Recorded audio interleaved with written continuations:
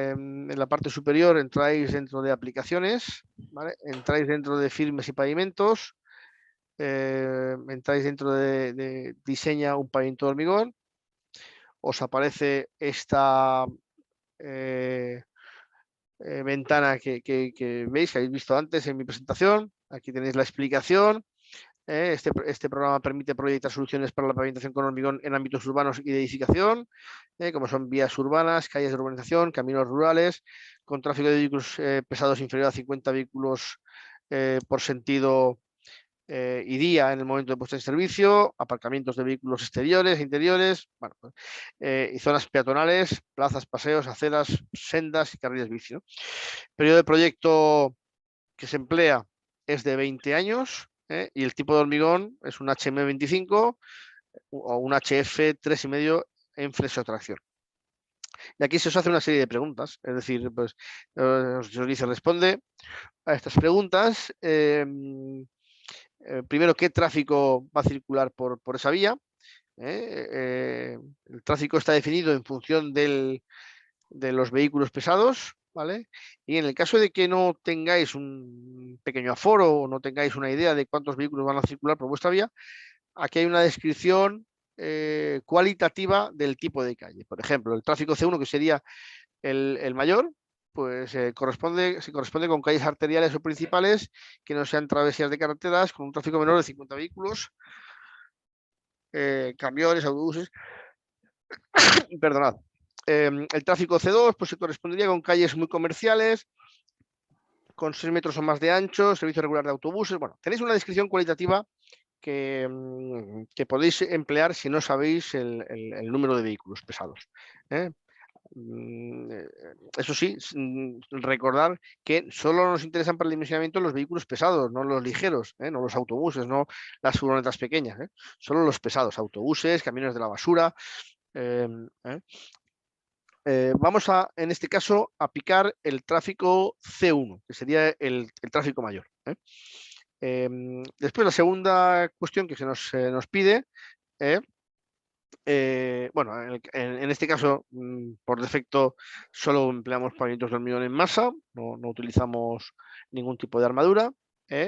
Lo tercero que se nos pregunta es qué tipo de cimiento o esplanada vamos a tener, o sea, digamos, qué capacidad de soporte va a tener la capa de base sobre la que vamos a apoyar nuestro hormigón. En este caso se nos da 3 tipos de capacidad de soporte de la capa de base. Estamos pensando en capacidad de soporte de la capa de base, que puede ser directamente en la esplanada. Estamos pensando en tráficos muy bajitos, por tanto, es el ámbito donde el pavimento de hormigón podría ir apoyado en la esplanada si la esplanada es buena. Si la esplanada es muy mala, veréis como el programa automáticamente nos dice que dispongamos una capa de zahorra intermedia de subbase para separar el pavimento de la esplanada, que si es mala podría ser erosionable. Vamos, por ejemplo, a considerar una esplanada S0, que sería la peor. Aquí la denominación de las esplanadas S0, S1 y S2 se corresponden con la de la norma 6.1. O sea, la S1 correspondería a una E1 y la S2 a una E2. Y la S0 sería una esplanada peor que la S1, que no aparece en la norma 6.1, porque evidentemente para las carreteras tenemos que tener esplanadas buenas, pero que en el caso de firmes o de viales urbanos o de baja intensidad de tráfico, pues podemos incluso tener esplanadas algo peores. Evidentemente veréis cómo ahora nos exige disponer una capa de zahorra intermedia. En el caso de la cuarta cuestión que se nos pide es el ancho de la calzada. Evidentemente esto es para dividir el tráfico, es decir, no es lo mismo que tengamos una calzada de 8 metros que se supone que vamos a tener, o de 6 metros que se supone que vamos a tener 2 carriles, bien uno para cada sentido o bien los 2 carriles para el mismo sentido, pero que el tráfico se va a distribuir en esos 2 carriles, que tengamos una calzada de 3,5 metros o de 4, donde evidentemente todo el tráfico va a pasar por el carril y vamos a tener que considerar que todo el tráfico está, digamos, afectando al firme, ¿no? Y no se distribuye en 2 carriles. Vamos a suponer que tenemos una calzada menos de 5 metros. ¿Vale? Después se nos pide la clasificación según el uso específico. Aquí básicamente se nos pide si el pavimento va a estar sometido o no a heladas. Vamos a poner que sí va a estar sometido o va a estar en una zona con riesgo de heladas. Y después, bueno, básicamente se nos da una serie de texturas de modo informativo, ¿no? Lo habitual es en vías de baja intensidad de tráfico es utilizar texturas mediante cepillado. Ojo con los fatasados mecánicos que pueden dar problemas en zonas, especialmente en zonas de heladas, por el tema de la delaminación de la superficie, ¿no? Bueno, con estas variables seleccionadas, pues le daríamos a enviar y automáticamente nos dice que está calculando el pavimento.